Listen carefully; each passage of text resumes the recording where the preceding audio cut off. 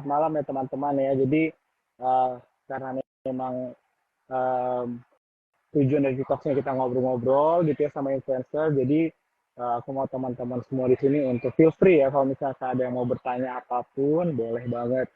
Ya kalau misalnya kita lihat IHSG memang dia naik hari ini ya teman-teman ya 0,6 kalau nggak salah dan secara 5 hari juga di range 0,5 sampai 0,6% ya. Walaupun memang beberapa minggu kemarin itu kalau misalnya kita TikTok selama ini kita ngobrol-ngobrol sama influencer dikatakan memang market sepi begitu kan dan juga dikatakan banyak um, asing ya investor asing juga yang keluar gitu kan. Nah, tapi apakah itu masih tetap terjadi ya kan? Apakah uh, pendapat Bro Berat malam ini juga akan sama begitu kan dengan tanggapan-tanggapan influencer di minggu lalu. Nah, kita mau coba nih ya ngobrol-ngobrol sama Bro Bernard. Oke, ini Bro Bernard udah join ya teman-teman ya. Sebentar kita invite dulu nih Bro Bernard. Iya, oke.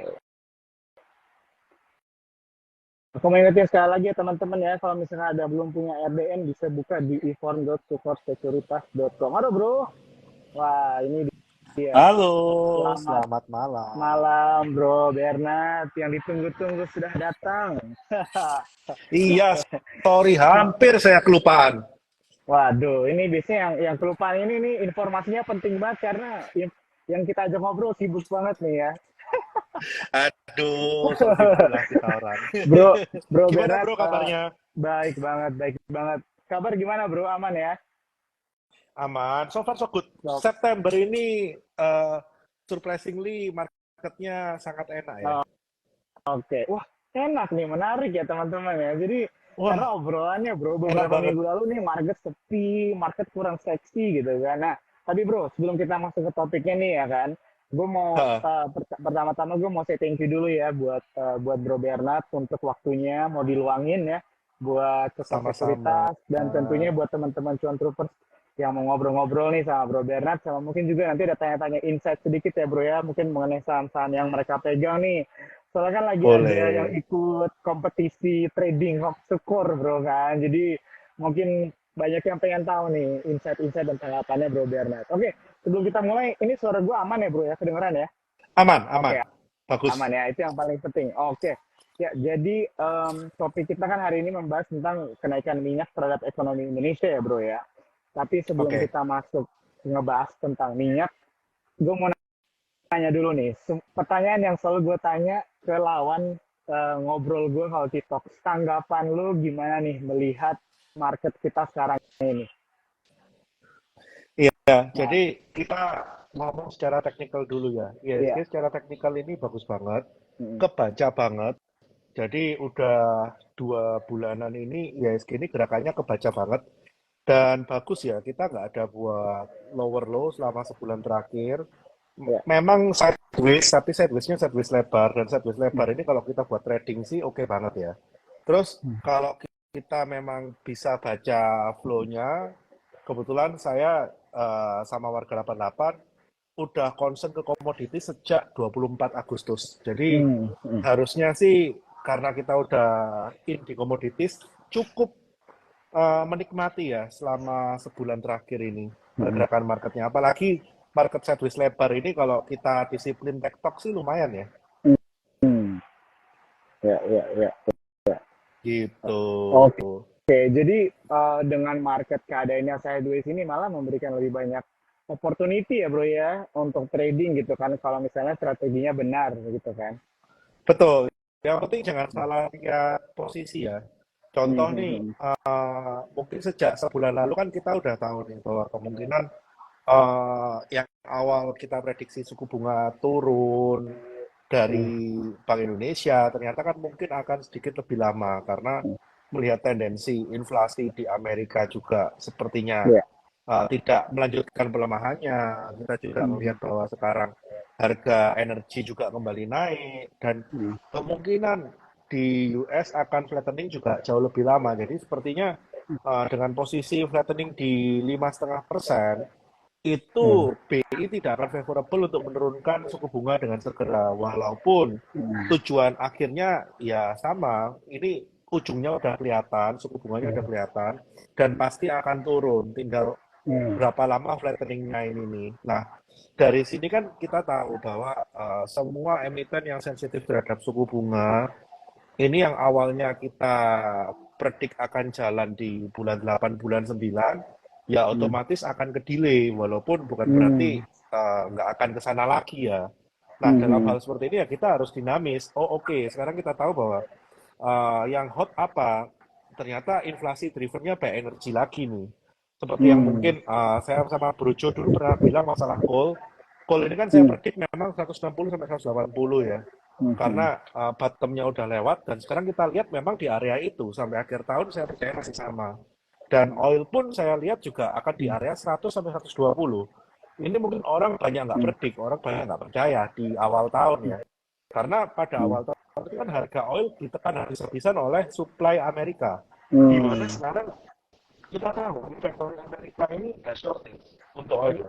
Ya. Jadi mereka udah nggak bisa lagi mengganggu masalah supply ya. Jadi mereka udah Hmm. nggak bisa intervensi masalah supply dan yang ada ya kembali ke fundamental oil di mana oil ini udah ada investment lebih dari 5 tahun.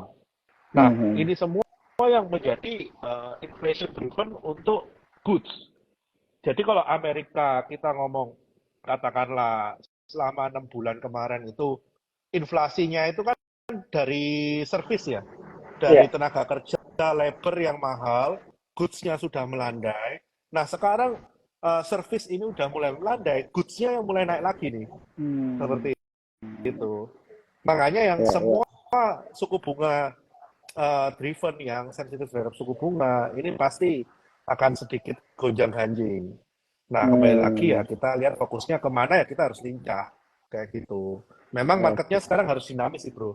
Kita nggak bisa Hmm. maksain pandangan yang sama. Oh, pokoknya ini suku bunga harus turun. Ya memang turun. Cuma karena momentumnya Hmm. berbeda, ya kita harus bisa ikut berbeda. Dancing in the rain lah. Kayak gitu. Ya, ya, ya. Setuju banget ya sama Bro Bernard ya. Dan gue juga yakin ya pasti teman-teman Cuan Troopers juga setuju dengan kata dinamis ya. Jadi kita tidak bisa Iya, memaksakan begitu kan market tuh harusnya begini gitu kan. Bahkan kita harusnya mengikuti dengan pergerakan market karena bisa dibilang opportunity sebenarnya di market selalu ada aja ya Bro ya kan ya. Jadi betul. bagaimana kita melihatnya aja dan menentukan juga strategi kita bagaimana dan tentunya dengan tujuan-tujuan keuangan kita juga gitu supaya cocok ya tidak menjadi rugi begitu kan atau malah jadi ya menjadi risiko yang terlalu besar kita tidak bisa kita tahan lah ya begitu. Oke tadi Bro Beret Betul. mention kan mengenai sektor energi begitu ya. Tadi juga ada Betul. mention mengenai sektor goods ya. Untuk akhir tahun ini kalau dari pandangannya Bro Bernard kira sektor yang menarik lah yang naik panggung nih kira-kira di akhir tahun ini atau kayaknya sampai akhir tahunnya akan begini aja deh market. Boleh di-share ya Oke, tanggapannya? Mm-mm. oke. Jadi kalau boleh dibilang, call ini udah masuk ke target saya 160 sampai 180. Otomatis kita udah bisa mulai forecast EPS dari berbagai emiten call yang besar, contoh ITMG. Mm-mm. Jadi mungkin bagi warga 88 yang dengerin saya sangat paham ketika ITMG pengumuman earning full year 22, di saat itu pula saya udah bisa predik bahwa full year 23 ITMG ini di kisaran 9.000 sampai 10.000, terjeleknya Hmm. 8.000. Nah, Hmm. menurut saya harga ITMG saat ini pun udah price in terhadap EPS yang full year 23 dan beberapa Hmm. emiten batu bara lain pun menurut saya Hmm. udah price in karena mereka udah rebound cukup kencang juga dari bottomnya. Hmm. Dan batu bara, walaupun kita ngomong mau winter apapun, ya ini kayaknya juga masih ketahan di level 180 seperti itu. Hmm. Nah, kita punya satu truth card yaitu oil. Nah, di mana oil ini nggak ada yang predik bahwa ini bisa break balik di atas 100 bahkan stabil di antara 100 120. Jadi, Hmm. nah mungkin kalau dari Brojo ngeliatin semua emiten yang oil related, contoh nih kapal-kapalan yang OSV ya, Hmm. yang Hmm. offshore service vehicle, itu semua udah rally karena apa? Mereka semua bisa memperbarui kontrak dengan user mereka yang awalnya waktu oil ini sedangkan murah mereka itu nggak bisa dapat kontrak mahal karena oilnya mahal mereka bisa membeli kontrak dan ini sangat berpengaruh ke bottom line mereka Hmm. dan juga ini Hmm. juga banyak istilahnya banyak pemain yang udah berguguran di bisnis OSV sehingga yang bertahan ini akan berpotensi untuk merebut market share yang ada. Tapi ini semua Hmm. kan juga udah press in semua ya. Terus kalau kita ngomong emiten oil-oilan, contoh Elva kayak kita mau ngomong Medco kayak ini Hmm. semua saya rasa juga udah naik cukup signifikan. Bahkan energi pun juga udah naik cukup Hmm. signifikan. Jadi menurut saya sih sampai akhir tahun kemungkinan akan sideways lebar seperti ini untuk di komoditis. Cuma bukan nggak mungkin untuk meraup cuan di sana ya. Karena sideways Hmm. lebar ini menarik nih. Hmm. Seperti Ya, itu. ya, ya. Jadi view-nya kalau misalnya mau coba aku coba recap tadi sampai akhir tahun masih sideways lebar lah ya untuk komoditi Yap, juga gitu kan. Berarti tergantung betul. dari memposisikan aja ya bro ya, memposisikan harga Betul, kita masuknya di berapa dan sebagainya ya. Oke, oke, betul, oke. betul. Iya, oke. Jadi yang nonton kita kan memang malam hari ini Cuan Troopers nih bisa dibilang pengetahuan dan wawasannya sedikit akan agak berbeda begitu ya bro. Mungkin untuk teman-teman yang Cuan Troopers, aku mau menjadi suaranya nih bertanya. Mungkin dari teman-teman yang nggak berani bertanya nih. Kira-kira selain dari sektor tanker nih tadi kan yang Bro Berat mention, ini oil ini ada dampaknya apa lagi nih terhadap investor atau nggak pelaku pasar modal kan kadang-kadang orang di dalam pasar modal investasi gitu kan atau trading melihat satu berita gitu kan mengenai minyak harganya naik tapi dia nggak tahu korelasinya itu gimana gitu dengan mereka gitu kan. Nah kira-kira bisa di-share nggak nih buat Oke, teman-teman entrepreneur yang baru investasi atau baru trading bagaimana mereka menanggapi lah istilahnya harga minyak yang naik ini gitu kan apa yang mungkin bisa mereka perhatikan sebagai opportunity dan juga mungkin sebagai sesuatu yang mereka harus hati-hati juga nih begitu mungkin bisa di-share oke. nih sama brother Nat ya. Ya, jadi kalau kita tahu, oil itu kan salah satu sumber energi. Hmm. Otomatis kalau oil naik, yang paling eh, naik akan mengikuti oil itu apa? Pasti coal. Karena energi Hmm. alternatif selain oil saat ini ya coal gitu kan. Oil and gas lah, gas dan coal. Itu akan mengikuti Hmm. naik seiring dengan naiknya oil. Hmm. Nah, berarti kan emiten-emiten yang terkait dengan gas dan batu bara ini akan cukup menarik, seperti yang tadi saya bahas. Dan kita juga harus tahu, emiten oil ya pasti yang surfing offshore itu pasti akan kecipratan, seperti yang tadi saya cerita. Surfing offshore itu apa? Kapal-kapal yang melayani pengeboran lepas pantai. Kita sebutnya OSV ya, Hmm. Offshore Hmm. Service Vehicle. Nah, itu pasti Hmm. juga akan mengalami kenaikan bukan sembarang kapal ya. Jadi bukan semua kapal pasti akan naik karena kapal itu ada kapal tongkang, ada Hmm. kapal kontainer, Hmm. ada kapal OSV seperti itu. Jadi nggak Ya. semua kapal akan naik walaupun ini ada satu peluang karena ada kekeringan besar di Eropa dan Afrika. Jadi kayaknya ada peluang bahwa kapal kontainer ini juga akan naik. Tapi ini nggak oil related ya. Ini karena cuaca Hmm. nih. Ini karena cuaca, Hmm. lain cerita gitu kan. Nah, Ya. terus kita juga tahu nih kalau karena oil ya pasti apa? Produsen ban. Produsen ban itu kan juga salah satu Hmm. cost terbesarnya juga di oil kan. Nah, sedangkan produsen ban ini nggak bisa setiap saat pass on mereka punya cost ke harga jual. Jadi biasanya kayak gini ini akan menggerus mereka punya margin seperti Hmm. itu. Dan kita juga tahu kalau produsen ban itu kan pasti rubber itu juga harganya Hmm. ngikutin oil gitu kan. Pasti mereka juga Hmm. ketekan. Nah, Hmm. kalau kita udah tahu bahwa oil and coal ini naik, kita tinggal lihat nih, yang sensitif terhadap oil and coal itu apa? Biasanya sih ini ya, kayak TPIA itu harusnya dia sensitif terhadap oil. Cuma ini kan memang anginnya lagi berkibar ke arah grup ya. Jadi ini salah satu yang mungkin jadi faktor X dan faktor oil naik ini sepertinya udah terprice in di harga TPIA yang kemarin koreksi sampai 2000 seperti itu. Hmm. Nah, di sektor lain mungkin mungkin dari dalam waktu dekat ini kalau dari sumber energinya naik, biasanya itu komoditis yang diproses dengan energi, contoh nih, Hmm. nikel, itu kan juga Hmm. butuh coal banyak, itu juga butuh oil gitu kan untuk smeltingnya, copper. Nah, itu kan pasti mereka juga akan ada kenaikan dari mereka punya biaya produksi. Ya. Biasanya itu juga mempengaruhi harga metal-metalan ya. Jadi biasanya dari energi naiknya ke metal-metalan. Sooner later pasti akan refleksi seperti itu. Oke, jadi buat teman-teman cuan troopers, jadi bisa dibilang minyak ini mempengaruhi banyak banyak bisnis lah ya, begitu kan. Dari mungkin Betul, sisi betul. malah malah malah ada yang bisa memberatkan perusahaan juga dari sisi pengeluarannya, begitu kan. Tapi juga ada yang membuat menjadi ada sentimen seksi lah istilahnya ya, perusahaannya atau bahkan sektornya nih karena memang harga minyaknya lagi naik. Oke, thank you banget ya Betul, Bro Berat betul. untuk penjelasannya. Nah, nih buat teman-teman cuan troopers aku iklan dikit lagi ya. Jadi kalau misalnya kalian ya di sini ada yang mau bertanya mungkin tentang saham yang sedang kalian pegang atau mungkin tentang seputar topik kita malam hari ini boleh banget ya tanya-tanya sama Bro Berat ya. Ya, dan juga Silakan. buat teman-teman kalau misalnya ada yang belum buka belum punya akun RDN bisa buka di Ivan Sekuritas ya teman-teman ya.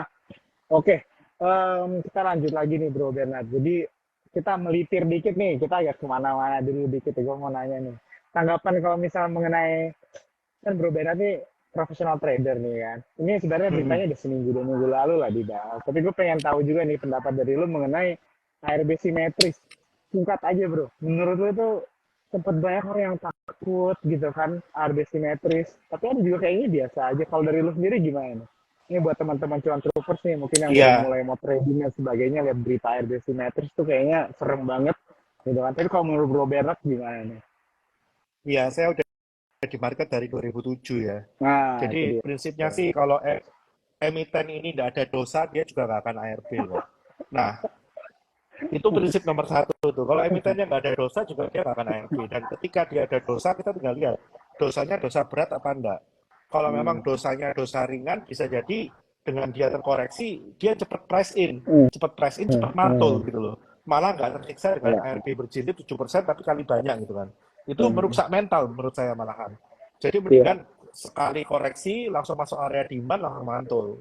Dan yang kedua, karena ini ARB udah simetris, jadi itu lupakan yang namanya arah hunter. Hmm. Kalau Ya. zaman COVID kemarin kan ada tuh teori arah hunter. Wah, ini kalau arah di hunting lumayan nih kalau lanjut arah 35%, toh kalau ARB cuma 7%. Lupakan ya. Itu kalau dari arah ke ARB kalau di bawah 200 itu arah ke ARB minus 50% tuh. Hmm. Hmm. Hmm. Jadi Ya. Ya. lebih selektif dalam memilih saham. Dan saya lihat sekarang juga jadinya nggak banyak saham malah yang berguguran ARB tidak jelas ya. Sekarang saya melihat malah Hmm. marketnya lebih sehat. Karena Hmm. kalau Hmm. kemarin ARB itu banyak dimanfaatkan sama market maker dengan ARB 7%, untuk mereka markdown saham lebih gampang. Jadi mereka udah Hmm. punya barang banyak, tinggal mereka seret ke ARB, ganjel. Seret ARB, ganjel. Mereka markdown saham itu gampang. Kayak gitu. Nah, dengan kondisi sekarang, mereka mau seret sampai ARB ganjel, bisa-bisa barangnya habis, hilang. Dibuat Hmm. guyur aja udah habis, mau dibuat ganjel udah hilang gitu kan. Nggak segampang kayak dulu gitu kan. Jadi kalau dulu cuma nyeret 7% itu barang nggak mungkin habis. Kalau sekarang mau nyeret 35%, mungkin barangnya kececeran, habis itu habis, nggak kuat ganjel gitu kan. Jadi ya menurut saya ARB simetris itu lebih sehat gitu loh secara di market. Ya. Ya. Ya. Wah, ini thank you banget Bro Bernard.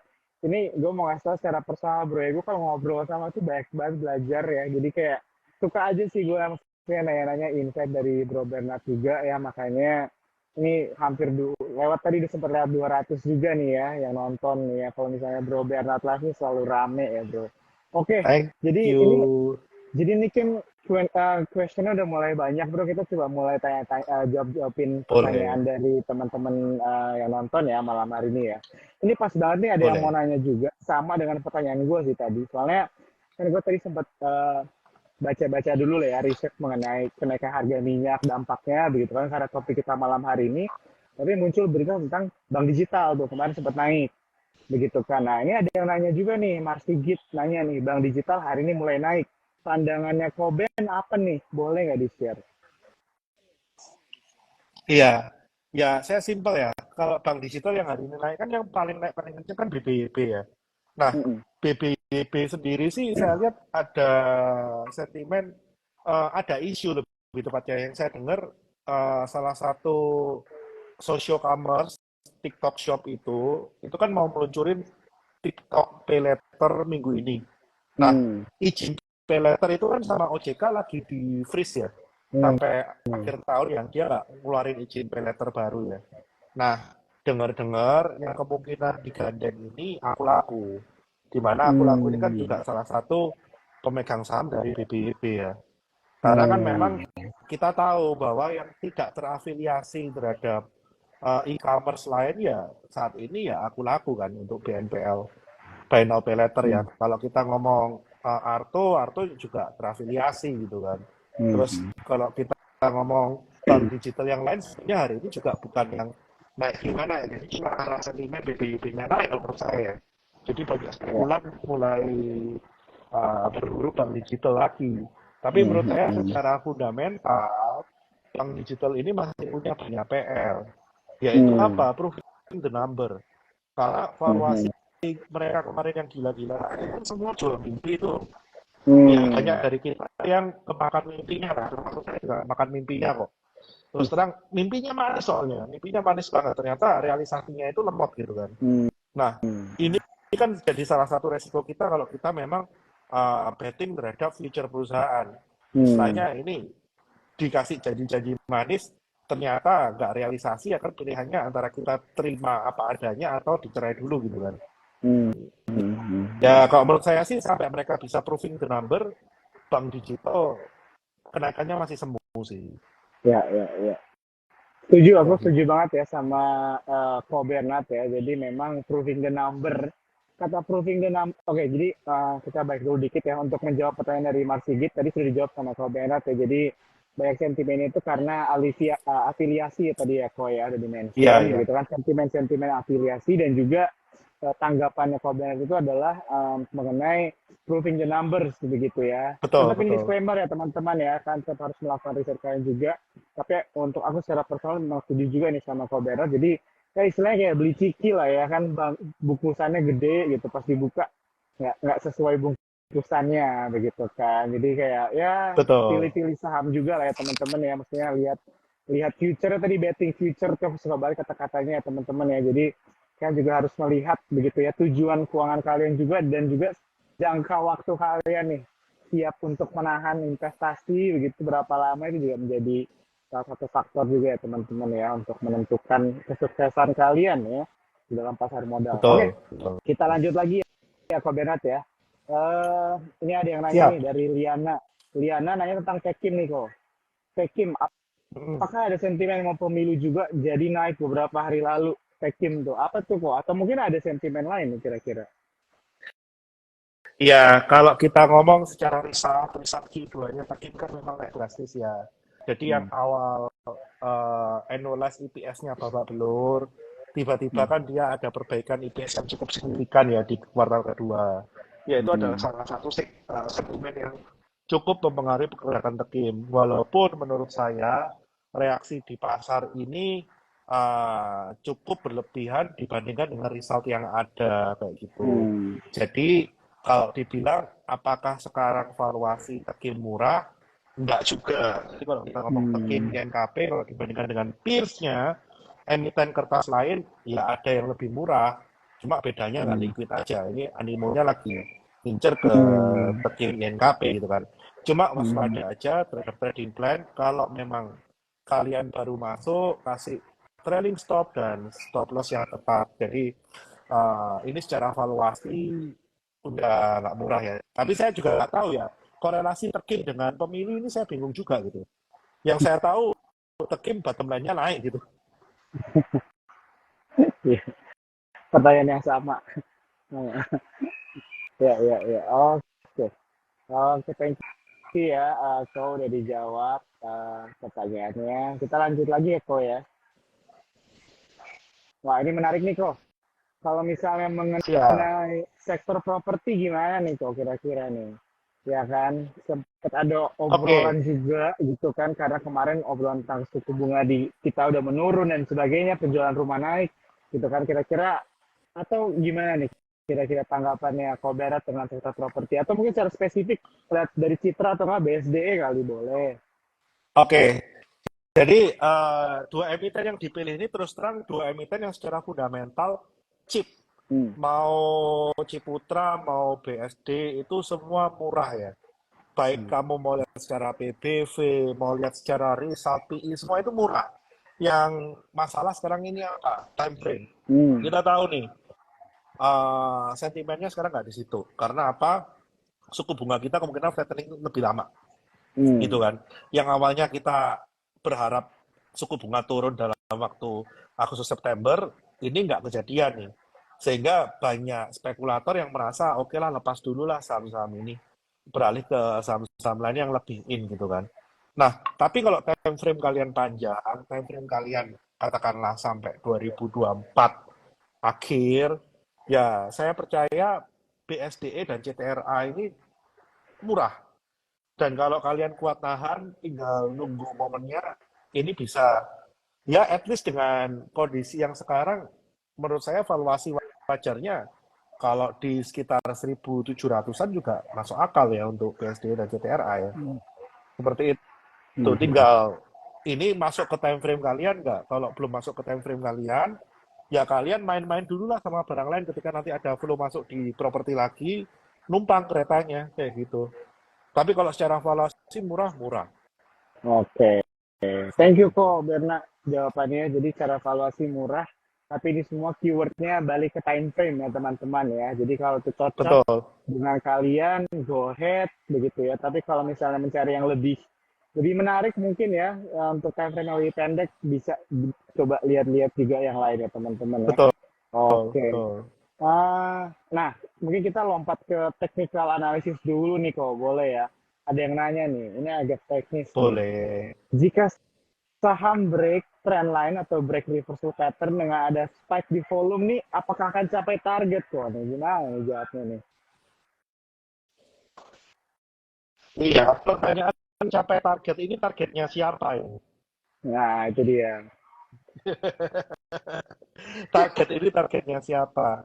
Nah, kalau namanya break trend line berarti kan dari uptrend ke downtrend, dari downtrend ke uptrend. Hmm. Ya kita lihat break trend line-nya ini seperti apa, reversalnya ini seperti apa, V-shape enggak? Apakah dia reversalnya membentuk mangkok atau gimana? Nah, semua itu kan pasti ada continuation pattern ya kalau kita ngomong. Jadi ya bisa aja dalam dia reversalnya dia membentuk Elliott Wave kayak BRMS gitu kan. Hmm. Atau bisa juga dalam reversal pattern-nya dia membentuk rally base rally seperti edges gitu kan. Nah, Hmm. ini semua kan tergantung dari tiap-tiap emiten pergerakannya bagaimana, volumenya bagaimana. Semua itu spek volume loh. Mau edges mau BRMS, ini sama-sama spek volume tapi memberikan result reversal yang berbeda. Ada yang bentuk setengah lingkaran mangkok, ada yang bentuk elite wave langsung V-shape gitu kan.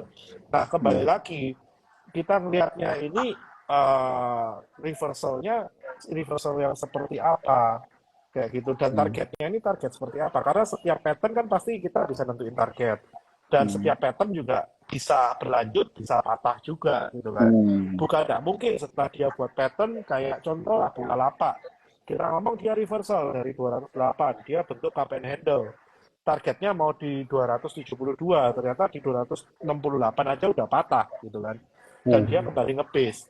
Nah, Hmm. ini berarti apakah termasuk mencapai target? Nah, ini kan kembali lagi kita Hmm. harus lihat itu step by step kalau menurut saya. Ya, ya, ya. Oke. Thank you ya, Ko Bernard untuk jawabannya. Oke, sepertinya Ko Bernard agak sedikit ada gangguan ya internetnya.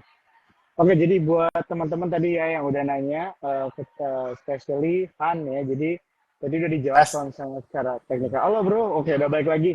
Oke, ya jadi kalau misalnya secara teknikal tadi udah dibalas sama Bro Bernard gitu kan. Tapi tetap ya teman-teman pertanyaannya juga harus mungkin lebih jelas lagi begitu ya, karena benar ya. Jadi akan mencapai target yang mana nih? Karena bisa targetnya bisa ada yang mungkin nggak apa ya bisa nggak sesuai gitu kan, tapi ada ya, intinya jadi targetnya ini harus jelas dulu begitu kan ya teman-teman ya, baru technical analisis yang pertanyaan kamu di awal ini bisa dijawab yang lebih baik lagi. Tapi secara general tadi udah dijawab ya teman-teman ya, bagaimana istilahnya menanggapi ya mengenai technical analysis kalau ada break trend line dan ada spike volume ya teman-teman. Oke, kita lanjut lagi ya, Ko Bernard. Ini banyak banget tuh yang nanya ya. Kita coba jawabin semuanya teman-teman ya. Ini buat aku teman-teman juga yang nonton malam hari ini, aku mau ingetin kalau misalnya kan ada ketinggalan, baru join di pertengahan begitu ya. Ini akan di save ya, jadi kalian bisa nonton bagaimana Ko Bernard menjelaskan tadi ya di awal mengenai harga minyak naik begitu kan, dan juga dampaknya begitu ya terhadap pasar modal dan perusahaan-perusahaan yang ada di Indonesia, dan juga menjawab pertanyaan-pertanyaan dari teman-teman Cuan Troopers ya. Oke, kita lanjut ya, Ko Bernard ya. Sip. Oke, Ko, ini ada yang nanya tentang BBNI ini, Ko. Gimana nih tanggapannya? Oke, jadi kalau BNI ini nggak usah didebatkan. Ini bank dengan valuasi yang paling murah di antara Big Four ya. Dan ini di Warga 88 juga saya berulang kali sampaikan, kalau kalian mau Big Four untuk valuasi yang paling murah itu BNI. Itu dari waktu BNI harga 8.800. Dan ketika dia break 9250, itu memang kemarin expected dia nyentuh 96 dan dia retrace ya. Dia retrace balik ke demand level ke 9250, 93. Itu adalah posisi yang paling tepat untuk average up. Sehingga sekarang price action-nya juga bagus. Jadi menurut saya BNI so far so good, price action bagus, technical bagus, valuasi murah, ya bukan nggak mungkin lah ke 10.000 ya, tapi kembali lagi diikuti pelan-pelan ketika ada perubahan makro dan ada perubahan teknikal secara mendadak, kita harus dinamis. Oke, thank you banget kok Bernard untuk jawabannya. Lydia ya sudah dijawab tadi insight-nya mengenai BBNI, menarik ya. Kalau Menarik. misalnya dari jawabannya, tapi tetap teman-teman ini disclaimer ya, semua keputusan balik lagi kepada teman-teman semua ya. Oke, kita lihat lagi pertanyaan selanjutnya adalah, oke kok, ini ada yang nanya mengenai PGO kok, gimana nih?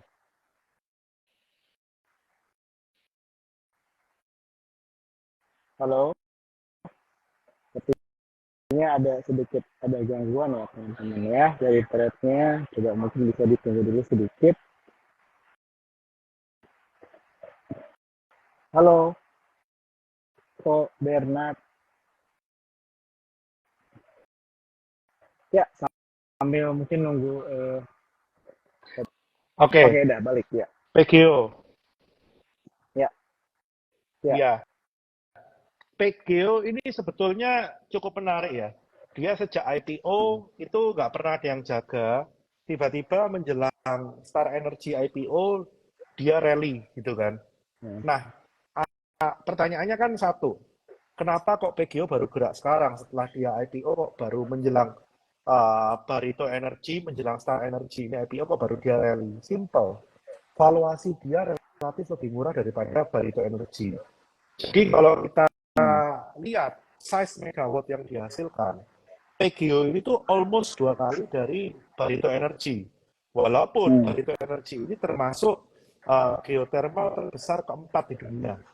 Tapi dengan valuasi Barito Energy yang mendekati 100T, dan saat ini valuasi PGO yang masih di market cap 60T, dengan kapasitas PGO yang 2 kali BRPT, ya otomatis PGO ini terkesan murah. Apalagi waktu kemarin IPO, harganya dia cuma divaluasi sekitar 25-30T ya. Jadi ya dengan adanya kabar bahwa BRPT mau meng-IPO-kan Star Energy di valuasi atas, ya otomatis PGO ini ikut terapresiasi.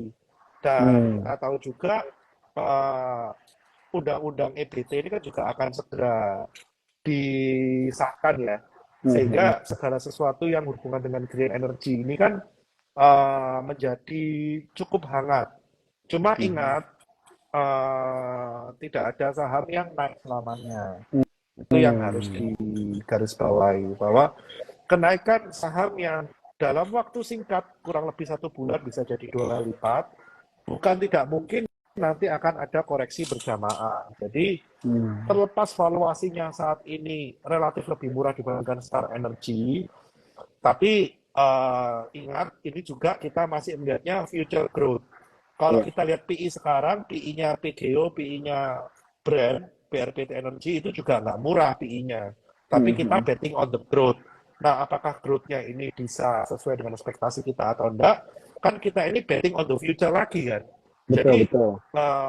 manage ekspektasi, kita tahu price action-nya ini udah naik 2 kali lipat dalam waktu kurang dari sebulan. Iya, pinter-pinter kalian atur trading plan ya.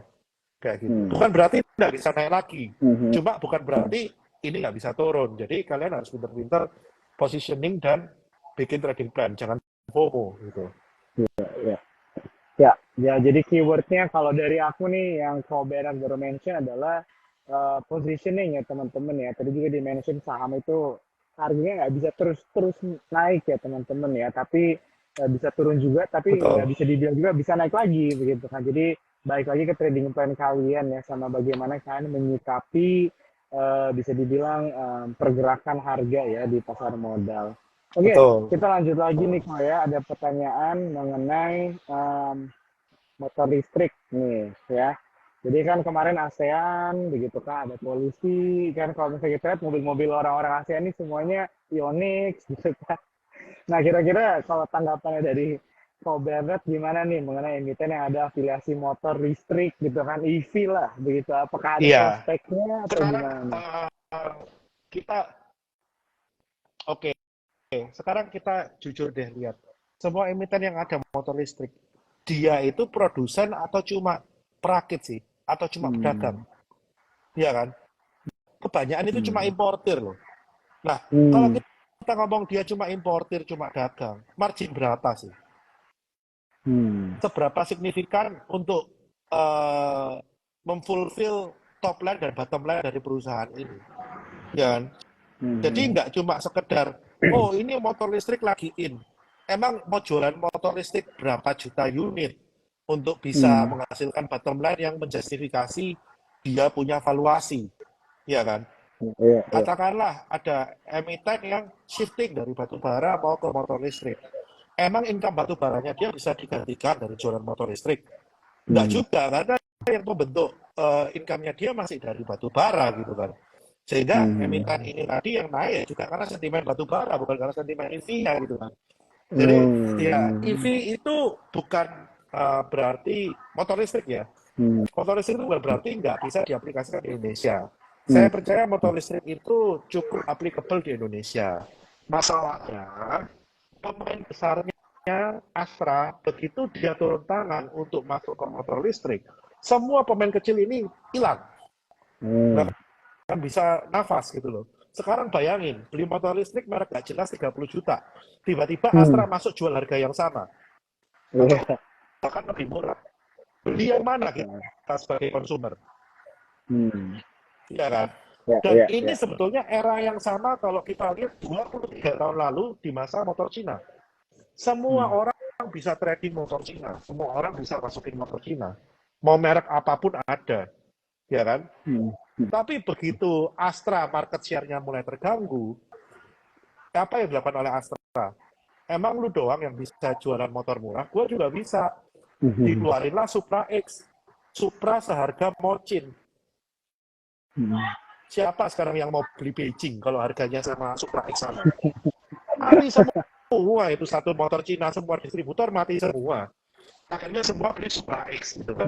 Hal yang sama akan Hmm. terjadi di ini. Ya, ya. Jadi sekarang itu mereka masih bisa survive karena pemain besarnya masih diam. Pemain besarnya udah mulai bermain di ladang ini. Tewas itu Hmm. semua pemain-pemain kecil yang sok-sokan jual motor listrik gak jelas itu. Ya, ya, ya, ya. Oke. Ya, ya. Thank you banget Ko Bernard jawabannya. Wah, ini gue suka banget ya teman-teman ya. Jadi memang kata awal menjelaskan langsung bilang jujur-jujuran aja gitu ya. Jadi memang menarik banget ya insight-nya. Ini eye opening banget ya buat teman-teman mengenai prospek motor listrik. Tapi ini datang dari Ko Bernard ya teman-teman ya. Tetap kan bisa riset sendiri, baca-baca lagi perkembangannya dan sebagainya, begitu ya teman-teman semua ya. Oke, Disclaimer mungkin on. disclaimer on, benar-benar. Oke, kita dua pertanyaan lagi kali ya. Ini ada yang nanya nih, mungkin ini lebih ke teknikal nih kok, PTBA. Secara Oke. general menarik nggak nih ya? So, kalau misalnya boleh dikasih tahu masuk di berapa nih yang menarik, boleh nih kok. Oke, PTBA itu tadi itu sempat nyentuh area entry itu 2780 sampai 2800 itu area entry yang cukup menarik. Walaupun sekarang di 2880 sampai 2900 juga itu menurut saya entry 2 yang cukup menarik. Jadi Hmm. secara teknikal di range harga itu bisa masuk seperti itu. Oke. Makanya tadi ada pantulan yang cukup signifikan juga itu pas di support tuh. Nah, ya, ya, ya. Oke. Untuk Francisca udah Seperti itu. dijawab ya sama Ko Bernard. Oke, lanjut nih Ko. Tentang BRIS sama Metro Ko. Mungkin boleh nih di-share sedikit lagi. Mungkin tanggapannya gimana nih? Oke, BRIS ini kan punya satu hurdle. Itu kan mau divest kemudian dari investor Uni Emirat kan mau masuk ya. Nah ini kan kita nggak tahu nih mau masuknya kapan di harga berapa. Makanya saat ini kan BRIS masih sideways ya. Kalau secara teknikal ya yang penting selama dia nggak break 1600 ya masih oke. Kalau dia break Hmm. 1600 kemungkinan dia akan test 1510 sampai 1530 ya. Nah, kalau menurut saya secara volume BRIS ini menarik untuk spec buy. Entah kita mau pakai stop loss di 1600 ataupun kita mau multiple entry karena sepertinya menurut saya sih BRIS menjanjikan ya. Nah, kalau kita ngomong Medco, Medco ini sendiri kita tahu dia memiliki 21% saham Aman Mineral, ya kan? Market cap Aman Mineral saat ini itu 400T. Tapi jangan dinilai Medco dari market cap Aman Mineral saat ini karena menurut saya fair value dari Aman Mineral itu ya di 2.800-an. Itu di market cap sekitar 200-an T. 200-an T gitu Oke. kan. Sehingga kalau si Medco punya 21% dari Aman Mineral, artinya dari Aman Mineral aja valuasi Medco ini sekitar market cap 40-an T.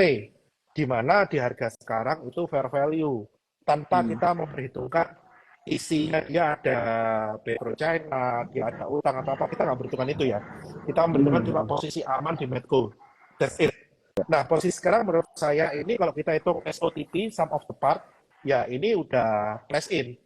Jangan terkecoh untuk menghitung valuasi dengan kondisi aman mineral di harga 5.000 sampai 6.000. Itu nanti kalian bisa jadi over confidence dan tidak representatif nanti kalian ke price actionnya gitu kan.